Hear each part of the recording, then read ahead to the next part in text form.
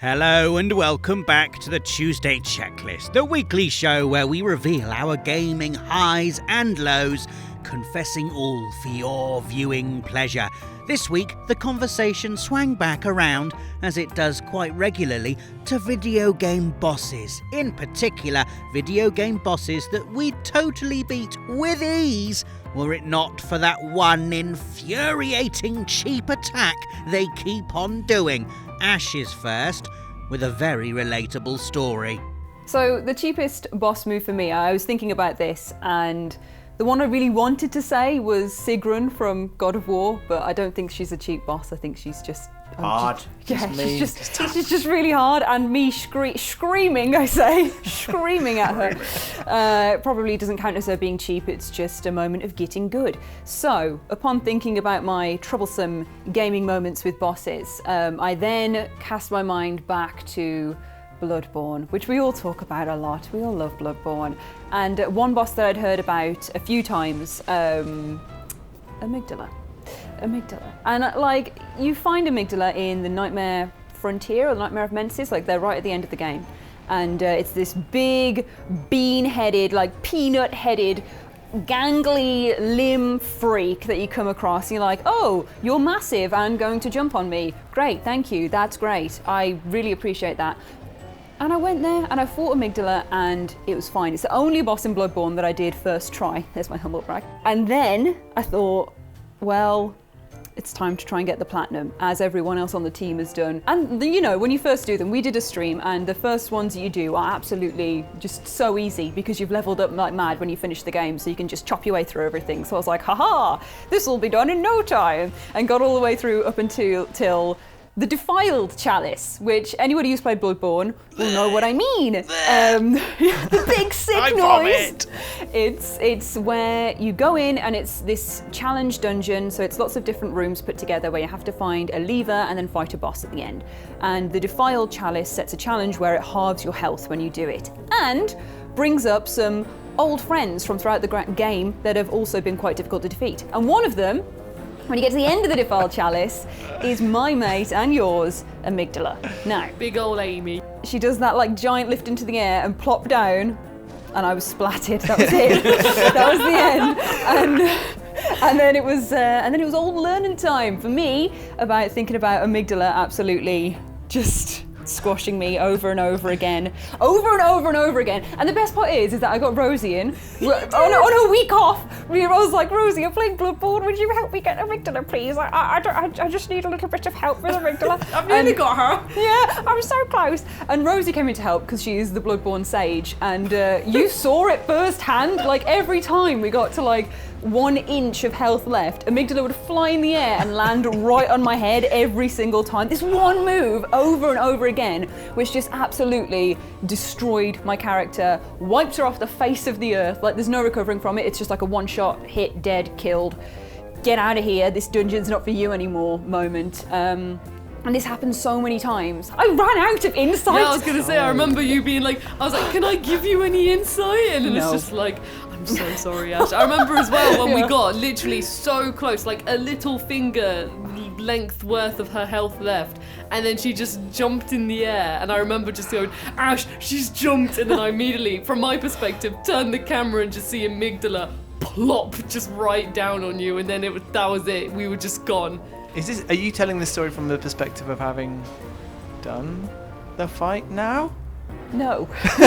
No, I'm not. It's still ongoing. I still have to do Amygdala because I just got so frustrated with this cheap boss move that kept happening and wiping me out. I stopped because I couldn't summon Rosie anymore. I think I got to the point where I wasn't even having any emotion in my voice. I was just like, well... You're so dead inside. I was like, well, that's unfortunate. So... yeah, that was the end of that. And then I've gone back and had a little dabble since, because I was like, ooh, I'll have another go. And got her down to halfway health and been like, I can do it! It's gonna happen for me! And then been squashed and thought, now I remember why I don't try. And yeah, that's been it. So it's gonna happen at some point. I will go back and I will do it. It's the one challenge that I'm gonna actually do fully. I say the one challenge. I'm just going to keep throwing myself at it until it happens. So it will happen, but it's very cheap. It's very cheap. Hence this video on the cheap boss move. It's very cheap. It's very cheap. It'd be at a discount store. It'd be at £1 shop is where it'd be. It's cheap. The amygdala plop. The amygdala plop.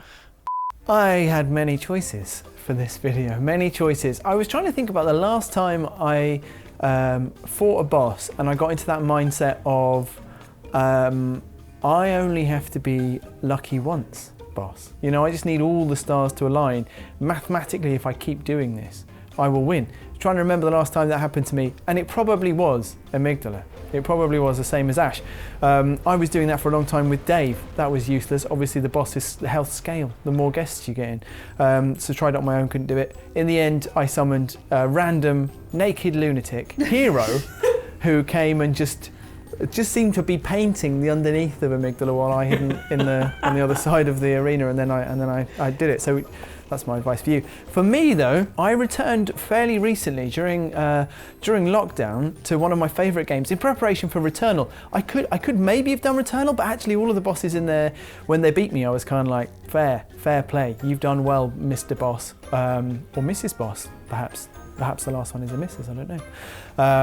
And so I went back to Resogun in preparation, and I've already platinumed Resogun on PS4 because I loved it. I platinumed it, I finished all the bits you needed to do for the platinum very early on. So I went back to it on, I was just playing on my PlayStation Vita during lockdown, just so I could be in other places apart from where I normally play PlayStation 4, on a chair, lying down. And I was loving it, just having a fantastic time playing Resogun on my PlayStation Vita, and just needed to beat the final boss of the game, level 5. I think it's called, is it called Mephitis? Is that the... I don't know. That's the last level. The boss though, if you've ever played Resogun? No, Rob, you just I've tell played us. it. Rob has played. Resogun's like this the launch title for PlayStation 4, the hidden gem of the launch lineup. Incredible scrolling shooter. The final boss is a bit like if an arm, because you know Resogun's like round. It's like if an arm is continually trying to sort of reach around and grab you, and the arm is made of like voxel pixels, and it kills you, and then that's like one attack is like just, it's like a big worm trying to munch you, and chasing you around. And then the next one is tentacles from the worm will just descend. It will come red sort of patterns will warn you that the tentacle is about to just sort of emerge, and your ship has to kind of dodge. It's like it's raining tentacles up and down, and you have to like dodge out of the way. And then the last of its attacks is just similar to that, but instead of coming vertical, they will come like through the pane of the game's sort of two-dimensional space. So it will like red circles will appear and tentacles will rush out, and they can appear anywhere and that's the cheap attack. That's it. That's that one. And specifically, having gone back on PS3 to play after my initial sort of fun time with Resogun, they patched it and they've made the boost, which you need to get away from it, harder. And I wanted to double platinum because that's the world I live in now. I have to destroy Rosie. So I was trying to double platinum this game that I'd already platinumed before, and I couldn't because this boss had this attack and I did not remember it bothering me before. So I went online and I was like, what's going on? And apparently quite soon after launch, because the game has had loads of updates, loads of free updates, they just tweaked how hard that boss was and also how the boost for your ships works so that it takes longer to refill. And it made it almost impossible to do without using continues. So I did what anyone would do, which is that I rolled back the patches on my PS3 so that I could play the game how it was originally intended. And then I earned the platinum that way. Oh my So you were the God. cheap boss move. Well, that's another video, isn't it? The lengths we've gone to get platinum trophies. I've already said we should do bosses we cheesed and would cheese again. So my boss fight, which I think has an incredibly cheap move, is one that I discovered, I believe it was probably on Christmas Day.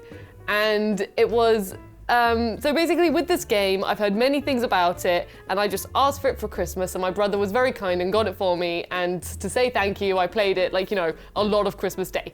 And this was Sonic the Hedgehog from 2006.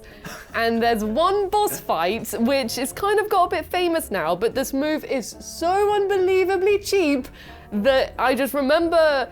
The thing is, this boss is really easy. It's Silver the Hedgehog, and all he does is, you know, he's Silver the Hedgehog, he's from the future, you know, he's the cool one, he's silver, and he's got the big flicks in his hair, or in his spiny spikes. With his telepathic powers, one of the moves he can do is he can pick up boxes and then throw them at you. You know, pretty standard stuff. But one of them is that when he gets too close to you, he picks up Sonic and goes, "It's no use!" And then he throws Sonic to the other end of the little square you're fighting in. He goes, "Take this!" And Sonic, he has no control. Like, as soon as he goes, "It's no use!" It really is no use. You can't do anything. It's no use! Take this! You're frozen, you get thrown against the wall. And like Sonic, if you get hit, all of your rings go. So even if you just so my tactic was just have one ring and then just hope you can pick up that one ring once you've landed back down. Why not have 5 rings and pick up more than one? Well, because the thing is, what Silver can do sometimes, I didn't see the point in picking up 5 rings, because what Silver can do sometimes is that if you've just been knocked on the wall and you land back down again, Silver, he runs over to you, gets close enough to you that he can do the move again. So when you've just got up from your feet, Silver goes, "It's no use, take this!" And then you get thrown up against the wall again, and then that's it, you're dead.